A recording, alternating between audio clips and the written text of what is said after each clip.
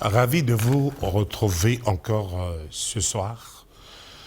Chers bien-aimés, là où vous trouvez, nous vous disons que le Seigneur vous bénisse et que vous puissiez être prêts pour être ensemble avec nous dans ces moments de méditation, ces moments de bénédiction.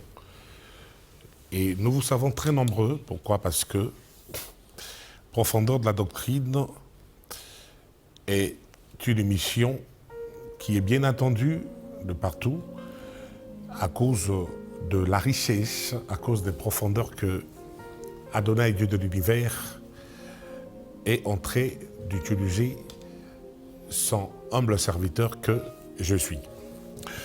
Aujourd'hui, après avoir abordé avec vous une série, je dirais une série d'enseignements qui consiste à nous apprendre le pourquoi de notre existence sur la terre, car nous sommes en train de nous interroger ces derniers temps, puisque nous ne sommes pas sur la terre pour rien, nous ne sommes pas sur la terre pour un tourisme, puisque nous sommes sur la terre pour accomplir le plan de Dieu, parce qu'envoyé par Dieu, car en fait, tout a commencé avec lui, étant donné que nous ne sommes pas là par hasard.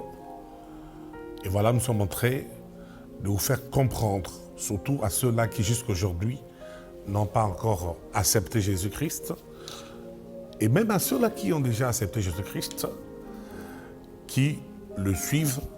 Nous sommes venus dans cette tranche, dans cette série,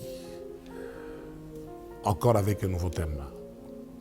Aujourd'hui, nous parlerons, pour ceux qui écrivent, du nouveau thème, à savoir, qu'est-ce qui conduit votre vie? Qu'est-ce qui conduit votre vie? Pourquoi nous nous interrogeons de cette façon? Nous nous interrogeons de cette façon parce que, bien-aimés, vous ne devez pas continuer à vivre comme vous aviez l'habitude de vivre depuis que vous êtes né. En tout cas, cette fois-ci, les choses doivent changer. Et Dieu m'envoie vers toi pour que les choses changent. Il m'envoie vers toi pour te dire que tout a commencé par lui, que tu n'as pas été créé par toi-même. Il m'a envoyé vers toi pour te dire que tu n'as pas été créé par hasard, mais il m'envoie encore vers toi pour te dire que tu dois savoir te conduire sur cette terre. Tu dois savoir ce qui conduit ta vie, ce qui gouverne ta vie. Pourquoi? Parce que, bien-aimé, la vie de chacun est conduite toujours par quelque chose. La vie de chacun est conduite toujours par quelque chose. Et qui dit conduire, dit guider, contrôler, diriger. Oui, vous ne pouvez pas être un homme créé à l'image et à la ressemblance de Dieu et ne pas avoir en vous une force motrice qui conduit votre vie. Et ce soir, le Seigneur m'envoie pour te dire quelle est, pour te poser cette question, elle est très simple, à savoir, quelle est la force motrice qui conduit ta vie, qui conduit votre vie. Vous savez, chers bien-aimés, il y a plusieurs personnes. Il y a plusieurs personnes créées par Dieu à son image et à sa ressemblance, mais qui se laisse conduire par des circonstances. C'est ça ce qui est aberrant. Qui se laisse conduire par des valeurs et des émotions. Je dis c'est ce qui est aberrant. Je peux prendre un exemple. Il peut s'agir par exemple des problèmes obsédants. Parce qu'il y a des gens, quand vous les voyez dans des problèmes qui les obsèdent.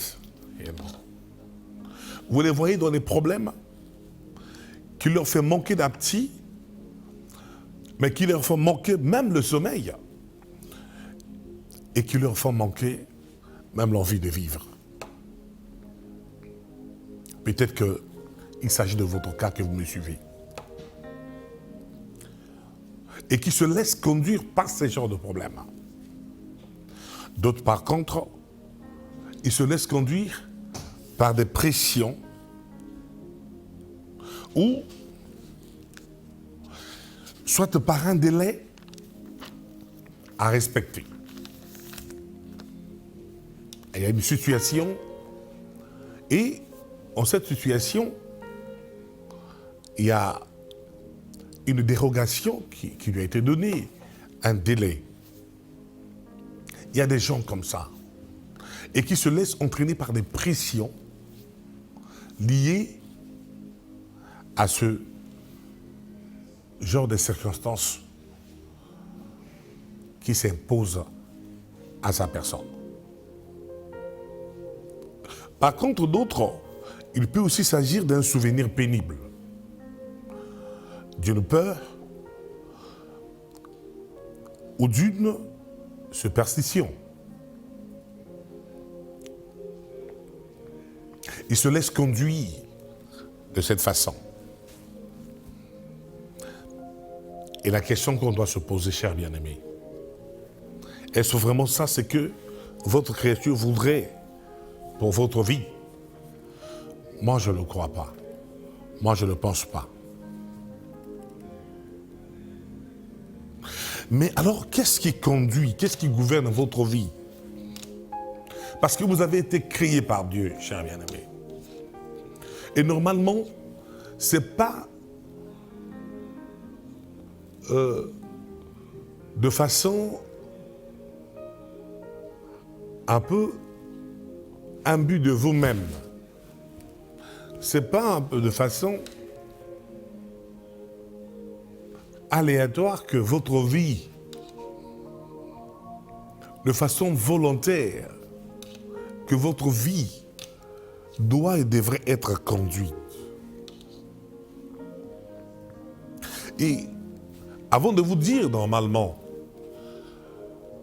ce qui devrait réellement conduire votre vie en tant que créature de Dieu, voici, je vous présente comme ça certaines inconduites ou certains vices, parmi lesquels, qui sont les plus courants, que vous êtes laissé emporter, vous êtes laissé dominer. Et c'est ce qui a détruit votre vie aujourd'hui. Alors, bien aimés, soyez attentifs. Si vous avez un stylo, un bic, un calepin, relevez si cela vous concerne. Quels sont ces vices, quelles sont ces inconduites qui aujourd'hui, oui, parce que tu as laissé ta vie être conduit comme tu le veux, qui ont détruit ta vie aujourd'hui. Nous disons, premièrement, beaucoup de gens se laissent conduire par la culpabilité. Et ces genres de gens qui se laissent conduire par la culpabilité parce qu'ils ont pensé que la culpabilité doit conduire leur vie, ces gens passent tout leur temps, je dis bien, passent tout leur temps et leur vie à ruminer leurs regrets et à cacher leur honte. Leurs mauvais souvenirs les poursuivent, les détruisent. C'est des genres de personnes qui laissent leur passé déterminer leur futur.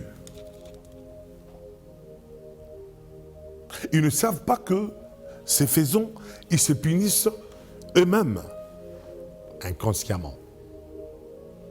Ils ne savent pas. En sabotant leur propre réussite. Pourquoi? Parce que se laisser être dirigé par la culpabilité vous coupe et vous sépare de la présence de Dieu. Comme ce qui s'est passé dernièrement avec Caïn. Caïn qui était le premier fils d'Adam et Ève. Je vous invite dans le livre de Genèse. Je suis au chapitre 4, verset 12. Là-bas, vous allez constater qu'il s'agit bel et bien de Caïn. Je lis au nom de Jésus. Il est dit, lorsque tu cultiveras le sol, il te refusera désormais ses produits. Tu seras errant et fugitif sur la terre.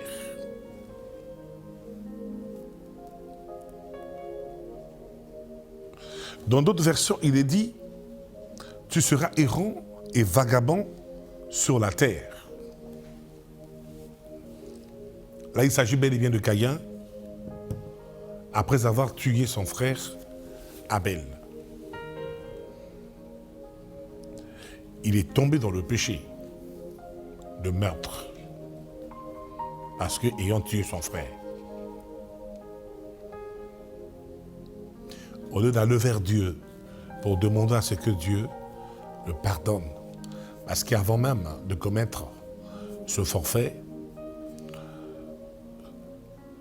l'Éternel lui a dit, Caïn, si tu agis bien, tu relèveras ton visage. Mais Caïn n'a pas voulu bien agir. Il a suivi les penchants de son cœur, de son mauvais cœur, qui était déjà endoctriné, qui était déjà ivre de haine et de jalousie pour tuer son frère. Fidèlement, après avoir commis ce forfait, Caïn s'est enfermé dans la culpabilité.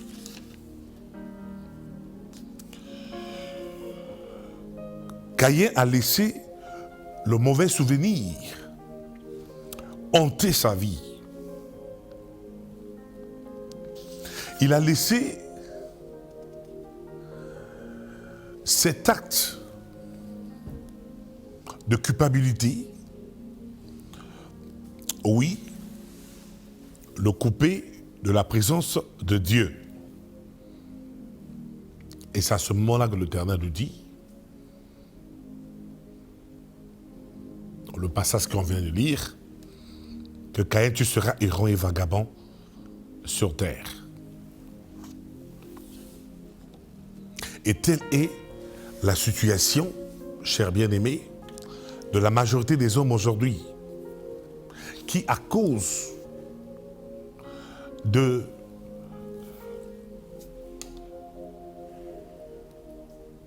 s'être laissés dominer par leur culpabilité, Ils sont devenus errants et vagabonds sur la terre. J'espère que, bien-aimé, ce n'est pas ton cas. Si c'est ton cas, Dieu m'envoie vers toi pour te dire de ne pas te laisser être conduit par la culpabilité. Parce que la culpabilité, laisse-moi te dire, n'est pas une bonne chose. Des produits de notre passé. Parce que le passé n'est pas une mauvaise chose. Le passé t'a forgé. Le passé nous a forgés. C'est que nous sommes, aujourd'hui, nous le sommes grâce au passé. Le passé nous a pris plusieurs leçons. Aujourd'hui, à cause des leçons du passé, nous sommes devenus sages.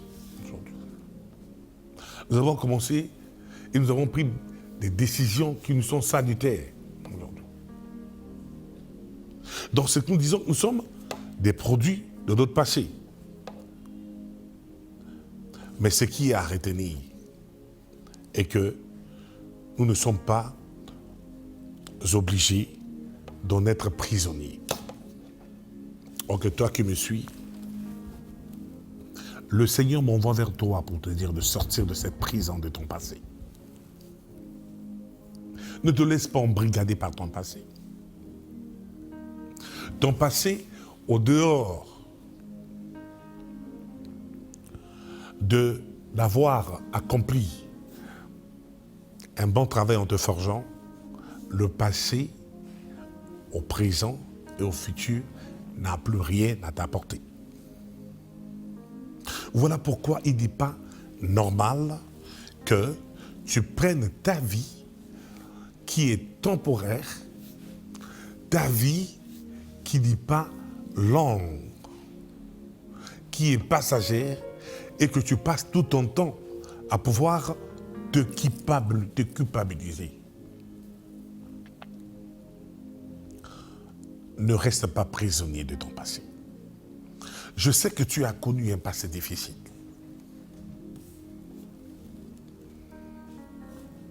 Je sais que tu as connu un passé teinté de plusieurs souvenirs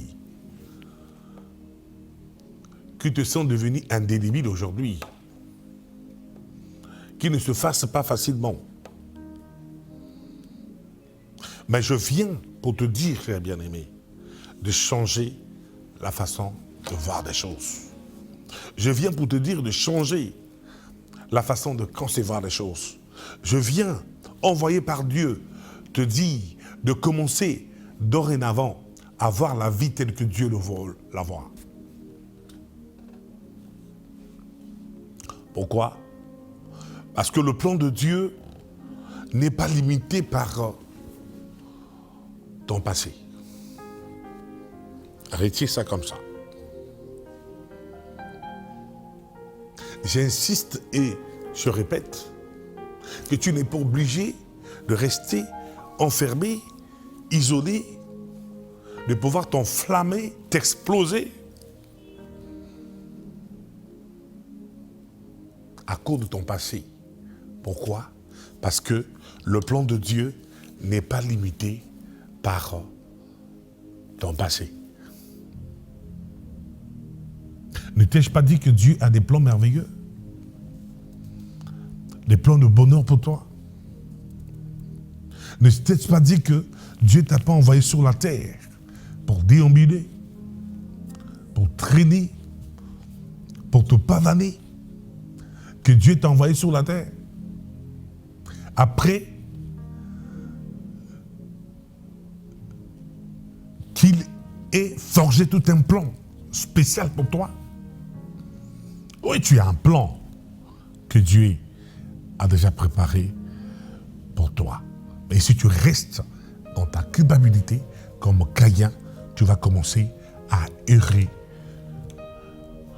Mais le Seigneur voudrait que tu viennes à lui, que tu te répandes. Je sais que tu t'ouvres difficilement aux gens, parce qu'il y en a ceux qui t'ont trahi, et que tu ne voudrais même plus faire confiance à cet être qui s'appelle homme. Mais ce soir, aujourd'hui, c'est un moment de grâce pour toi, cher bien-aimé. Viens à Jésus. Viens à l'Éternel. Je vais te dire une chose, cher bien-aimé. Retiens ceci. Le plan de Dieu n'est pas limité par ton passé. Pourquoi? Je te donne comme exemple. Tu sais, le Seigneur a transformé des hommes et des femmes qui avaient ta situation. Je prends l'exemple de Moïse. Moïse qui, à un moment donné, était devenu meurtrier. Oui, Moïse a tué. Après que sa maman l'ait confié à l'Éternel, Moïse s'est retrouvé dans la maison de Pharaon, élevé par la fille de Pharaon, devenu grand. La mission l'a attiré vers le peuple d'Israël. C'est une histoire que tu connais certainement. Et une fois arrivé, à une occasion qu'il était arrivé, en tout cas, touché par l'amour de sa patrie,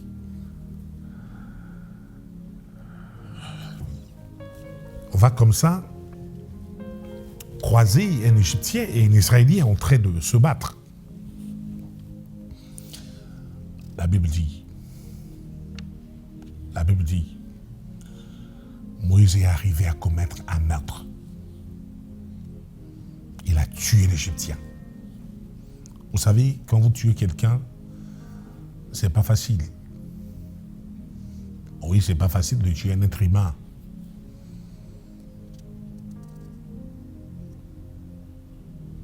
Donc, voyez-vous, dans cette culpabilité, ce n'était pas facile que Moïse se retrouve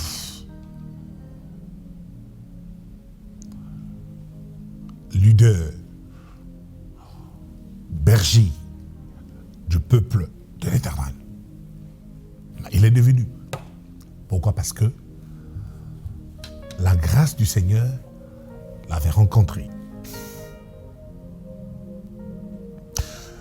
Tu te dis certainement que tu as fait des choses inouïes, des choses horribles, que aucun homme, que même Dieu ne pourra pas te pardonner, ne pourra pas te restaurer. Dieu pourra te restaurer et Dieu va te restaurer. Change seulement la façon de concevoir les choses. Tu étais perdu, certes, mais le plan de Dieu est en téléchargement pour toi. Ouvre ton cœur, suis-moi et ta vie sera changée. Le Seigneur a transformé Moïse, un meurtrier, en chef d'une nation. Mais il ne s'est pas s'arrêter là. Gédéon qui était lâche. Lisez la Bible. Découvrez l'histoire de Gédéon. Vous allez vous rendre compte que Gédéon était lâche. Mais Dieu l'a changé en vaillant héros. Il a changé, il l'a transformé en courageux. De lâche qu'il était. C'est pour dire que, bien aimé, que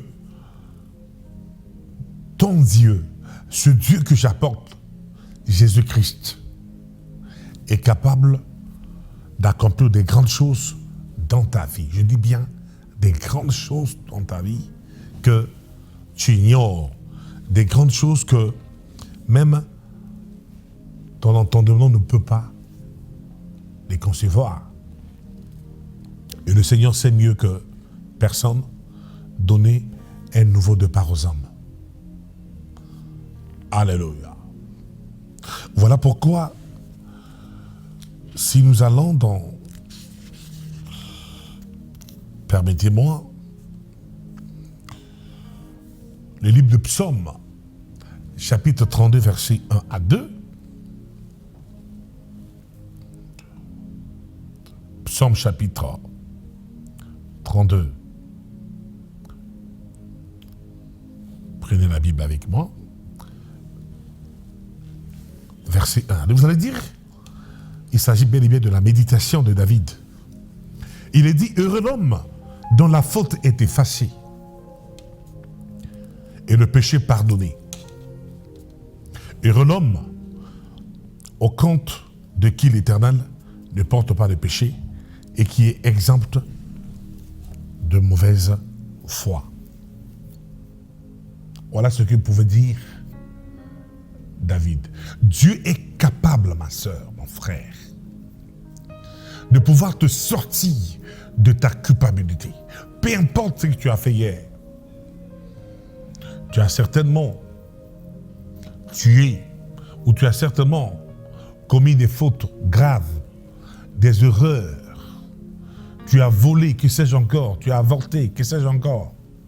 Et que depuis cet acte ou depuis que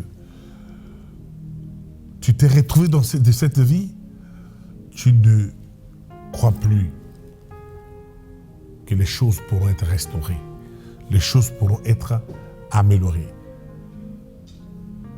Mais la grâce de Dieu m'envoie ce soir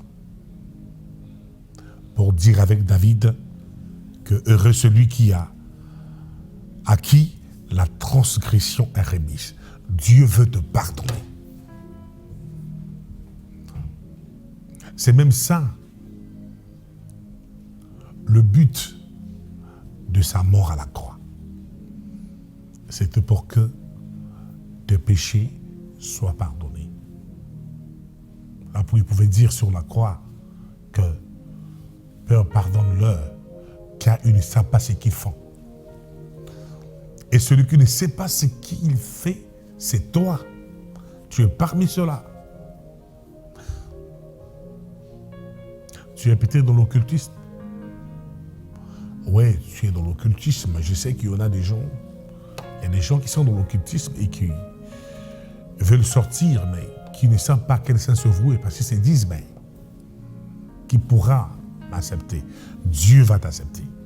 Qui pourra m'accepter? Tu as une famille qui s'appelle l'Église qui peut t'accepter. Qui pourra t'accepter. Dieu te donnera un berger. Tu auras un pasteur qui pourra te conduire. Si tu me suis, prends la décision. Si tu n'as pas un pasteur ailleurs, viens, je serai ton pasteur. Je vais te montrer Jésus et tu comprendras que les sciences occultes ne sont que de la spéculation, ne sont rien. Et que seule la puissance du nom de Jésus est la grande. Et cette puissance du nom de Jésus, une fois tes péchés pardonnés, une fois repenti, tu pourras vivre la vraie sécurité. Car Jésus dit, venez à moi, vous tous qui êtes chargés et fatigués, je vous donnerai le repos. Le vrai repos se trouve en ton Christ. Voilà pourquoi, heureux celui à qui la transgression est remise, à qui le péché est pardonné. Heureux l'homme à qui l'Éternel n'impute pas d'iniquité et dont l'esprit duquel il n'y a point de fraude. Donc si, bien aimé, vous êtes dans la première catégorie de ces gens-là, qui se laissent être conduits par la culpabilité, qui n'ont pas trouvé autre chose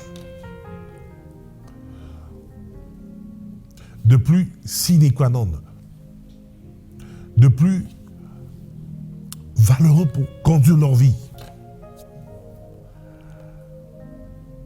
Mais qui ont pensé que vivre dans la culpabilité. Si vous êtes de cette catégorie de gens-là, je vous dis, bien-aimés, de sortir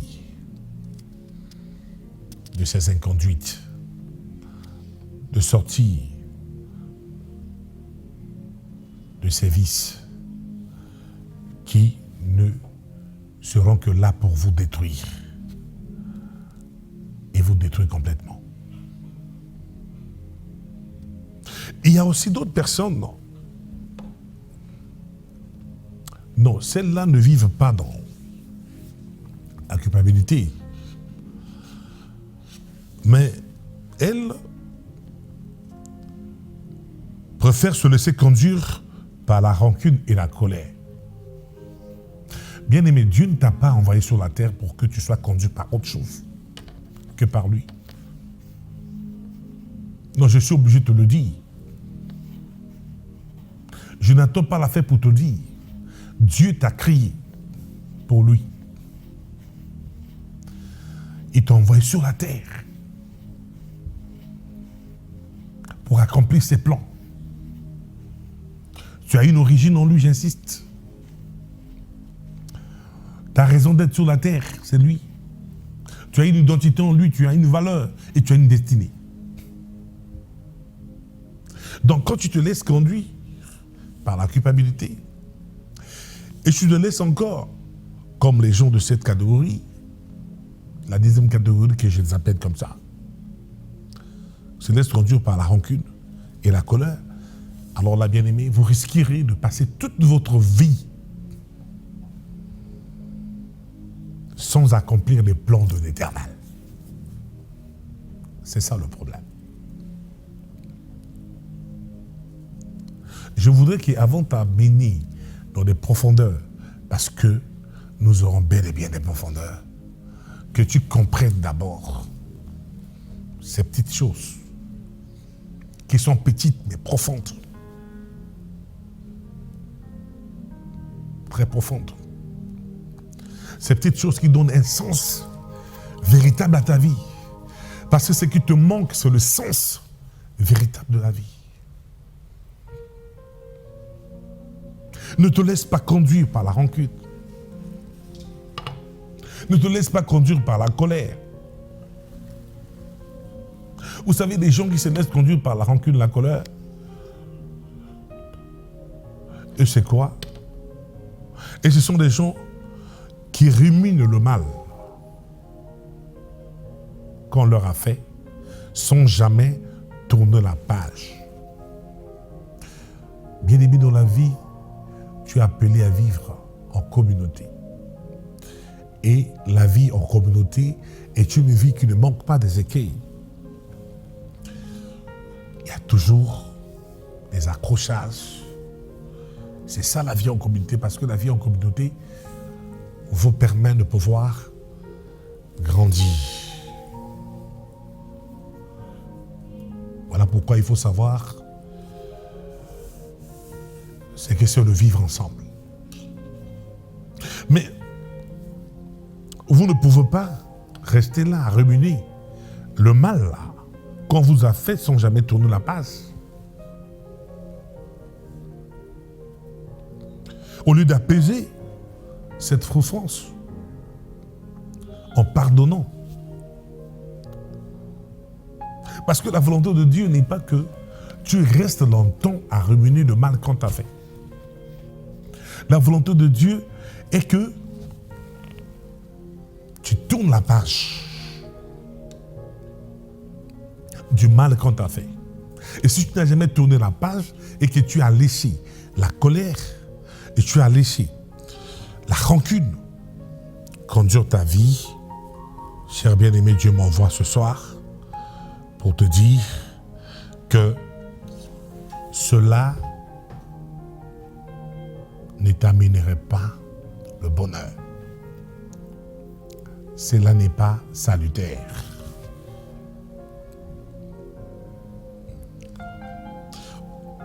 Vous savez le danger c'est quoi? Vous allez constater que certains rancuniers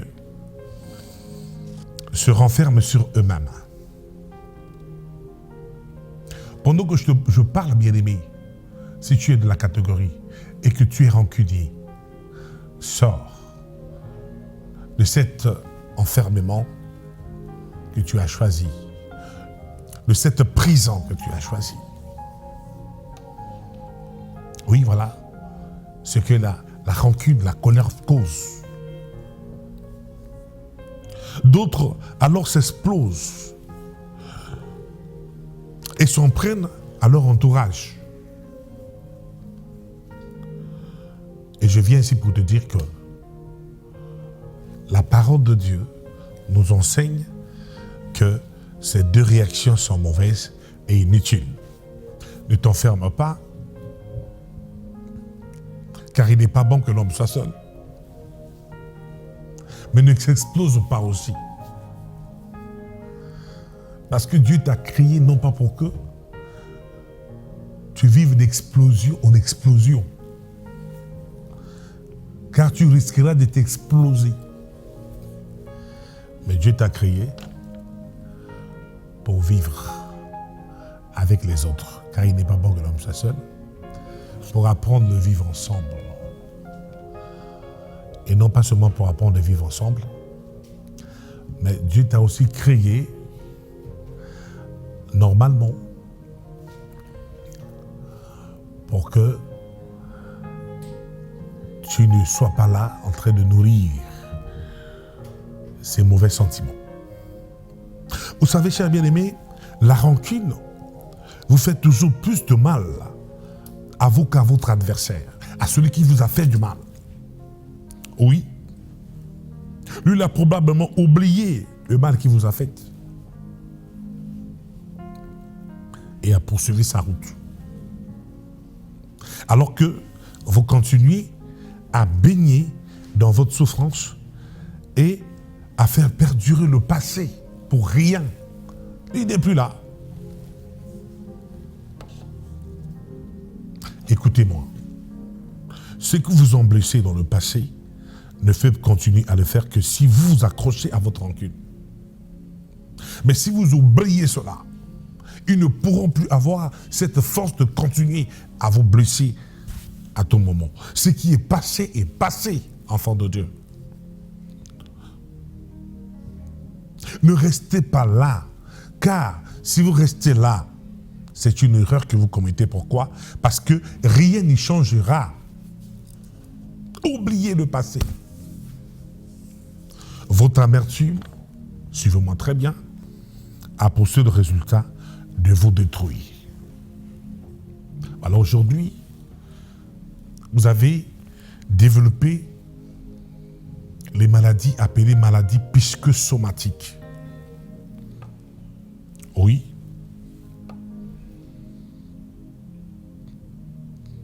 Les ulcères d'estomac. Les maladies du cœur. Sortez de ces ruminations et pardonnez, sortez de ces colères et pour votre bien, prenez le passé comme un pédagogue. Tirez les leçons qui se posent, puis n'y pensez plus à votre passé.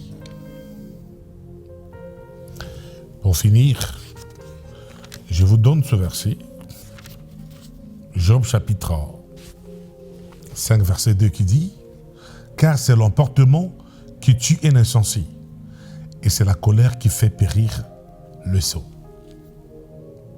Alors donc, pour cette séquence, nous arrêtons là, pour le temps qui nous est imparti. Et nous vous disons, en tout cas, bonne dégustation, bonne méditation, et à nous revoir à notre prochaine séquence, notre prochaine séance de méditation, d'édification et d'instruction. Et nous vous disons que Dieu vous bénisse. Portez-vous bien. Merci.